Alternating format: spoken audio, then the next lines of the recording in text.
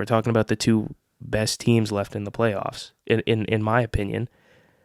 But every time I'm like, I just don't, I can't even use the fact that they had the coaching change, the coaching troubles early on, because every time I use that, Nikola Jokic goes out, drops a triple-double, and wins the game. I can't use that as an argument anymore. But as I said earlier, I find it very hard to bet against the home team in a Game 7.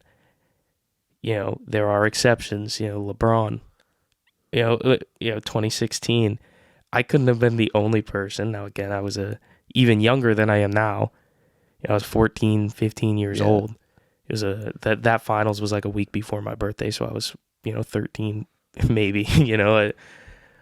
But come Game 7, after coming back down 3-1, I feel like there was a consensus understanding, at least in the room I was in watching, that the Cavaliers were going to win the game.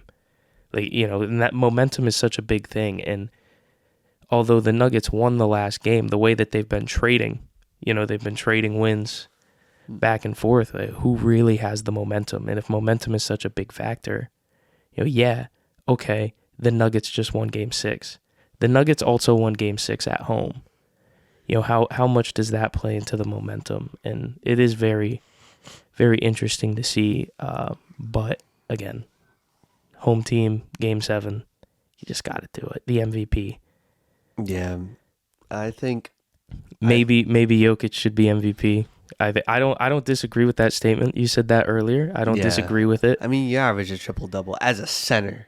Yeah. I mean, and I know he's been the best player in the league for 5 years. Right, and I think that has something to do with it. You have voters fatigue. They're gonna be like, well, he's won it so much. It's like, well, it's supposed to be the best player in that vacuum of a year. It doesn't matter if they've won it before, because you're not counting it off of last year's. Yeah. Last year's doesn't matter.